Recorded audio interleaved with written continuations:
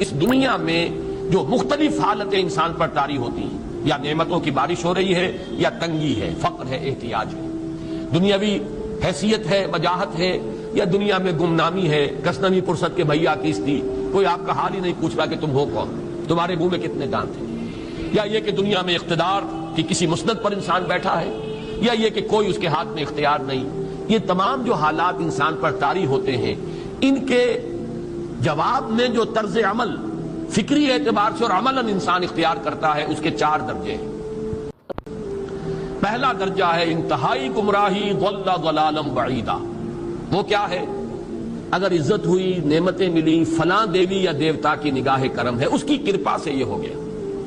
اور اگر کوئی تکلیف آ گئی، مصیبت آ گئی، معلوم ہوتا ہے کہ فلاں دیوی یا دیوتا ہم سے ناراض ہو گیا، یہ کالی دیوی کی طرف سے کوئی مصیبت آ گئی ہے، یا یہ کہ یہ لکشمی دیوی کی نگاہ کرم ہے کہ ہمیں دولت مل گئی ہے. یہ تو ہے شرک. شرک ہونے کے اعتبار سے یہ ہے ضل ضلالا بعیدا، انتہائی پستی. اس پستی سے اوپر آئیں گے تو توحید کی پہلی منزل ہے. عزت دی اللہ نے دی، اگر کوئی تنگی آ گئی، فقر، تکلیف، کوئی ذلت، رسوائی، یہ بھی اللہ کی طرف سے. ایک اعتبار سے تو انسان ہدایت پر آ گیا.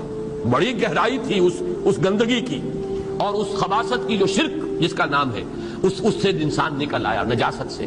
توحید تو ہے، لیکن ابھی اس میں اس کی گمراہی کا ایک ایلیمنٹ شامل ہے. اور یہ گمراہی سے جب تک آگے نہیں آئے گا، اوپر نہیں ابھرے گا، اس کا طرز عمل کیا ہوگا کہ ذرا کچھ مل گیا، عزت مل گئی، پھولے نہیں سما رہے، اب زمین پر قدم نہیں ٹک رہے، گردن اکڑ رہی، کہیں محرومی ہو گئی، کوئی تکلیف آ گئی، کوئی مشقت، فقر آ گیا، اب بجھ کر رہ گئے. ان دونوں کیفیات میں انسان کا پینڈولم جو ہے وہ ایکسٹریم کو جائے گا. یہ کب ہوگا؟ جبکہ انسان یہ سمجھتا ہے کہ اس دنیا میں جو دولت مل گئی یا عزت مل گئی تو یہ گویا کہ بڑی کوئی قابل فخر شے ہے، اور اگر یہاں پر کوئی تکلیف آ گئی، کوئی مصیبت آ گئی، فقر و فاقہ آ گیا تو یہ گویا کہ بہت ہی اہانت آمیز شے ہے. اگر یہ انسان سمجھے گا تو طرز عمل وہ نکلے گا نتیجے کے طور پر جو میں بیان کر چکا ہوں. یہ گمراہی ہے. اس گمراہی سے نکلیں گے تو آپ کس مقام پر آئے؟ دوسری منزل ہدایت کی کیا ہے؟ نہ یہ عزت ہے نہ یہ ذلت ہے، دونوں حیثیتیں برابر ہیں کہ یہ امتحان ہے. اسی لیے ان دونوں آیتوں میں ایک لفظ قدر مشترک ہے، اذا مبتلاہ فاما الانسان اذا مبتلاہ ربہ فاکرمہ ونعمہ. یہ بھی ایک ابتلا ہے، آزما رہا ہے اللہ. کبھی وہ دے کر آزماتا ہے، کبھی چھین کر آزماتا ہے، کبھی فقر و فاقہ سے آزماتا ہے، کبھی وہ کثرت دولت اور کثرت مال سے آزماتا ہے، کبھی وہ صحت دے کر آزماتا ہے کہ یہ قوت اور توانائی اور صحت جو میں نے دی ہے یہ اس میں کیا کرتا ہے، کبھی وہ مرض کے ذریعے سے آزماتا ہے کہ صبر کرتا ہے کہ نہیں کرتا. ہمارے لیے شکوہ اور شکایت تو اس کی زبان پر نہیں آ جاتی، نالا اور شیون تو نہیں آ جاتا، تکلیف جھیلتا ہے کہ نہیں جھیلتا، اس میں تحمل ہے کہ نہیں ہے، تو صبر کرتا ہے یا شکر کرتا ہے. یہ دونوں کیفیات در حقیقت اس اعتبار سے مساوی ہے. یہ بھی امتحان، یہ بھی امتحان. یہ حقیقت جب سامنے ہوگی اب وہ پینڈولم جو ہے وہ بہت کم ہو جائے گا. یعنی انسان میں طبعی طور پر تو ایک اثر ہوتا ہے غیر اختیاری. کسی چیونٹی نے کاٹا آپ کے پاؤں پر، آپ اپنا پاؤں ہٹا لیں گے، اس میں کوئی ارادہ نہیں، یہ ریفلیکس ایکشن ہے، غیر اختیاری فعل ہے. اس حد تک تو انسان ضرور متاثر ہوتا ہے، اس سے تو کوئی انسان جو ہے وہ بلندتر نہیں ہو سکتا. حضرت ابراہیم رضی اللہ تعالیٰ عنہ، حضور کے وہ نومولود فرزند، انتقال جب ہو رہا تھا آپ کی آنکھوں میں آنسو آ گئے. اب یہ ایک طبعی اثر ہے، ایک فعل ہے، انفعالی کیفیت ہے جو بالکل طبعی ہے، لیکن یہ نہیں کہ اس کی وجہ سے انسان کی زبان پر کوئی شکوہ آ جائے، کوئی شکایت آ جائے، یہ نہیں ہوگا. یہ ایمان کے منافی ہے.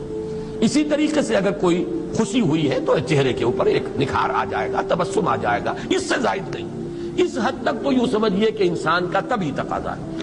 اس سے زیادہ یہ پینڈولم اگر سوئنگ کر رہا ہے تو گویا کہ اس حقیقت سے انسان محجوب ہے کہ یہ بھی امتحان ہے، یہ بھی امتحان ہے. جو ہم سورہ حدید میں پڑھ چکے ہیں، ما اصاب من مصیبت فی الارض ولا فی انفسکم الا فی کتاب من قبل ان نبراها ان ذلک علی اللہ یسیر لکی لا تعصوا علی ما فاتکم ولا تفرحوا بما آتاکم. اللہ تمہیں کچھ دے تو اتراؤ مت، اللہ تم سے کچھ چھین لے تو اس کے اوپر افسوس مت کرو. یہ نتیجہ ایمان کا نکلنا چاہیے.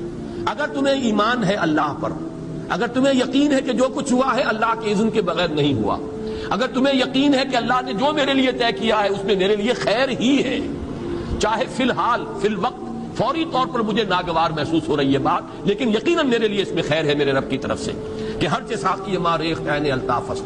ہم تو شارٹ سائٹڈ ہیں، ہم دیکھ نہیں سکتے کسی شے کو، ہم اس کے ظاہر کو دیکھ کر گھبرا اٹھتے ہیں کہ یہ تو تکلیف آ گئی، کیا پتا اسی کے پردے میں اللہ کی رحمت آ رہی ہے. میں نے وہ رئیس امروہوی کے اشعار آپ کو کئی دفعہ سنائے ہیں.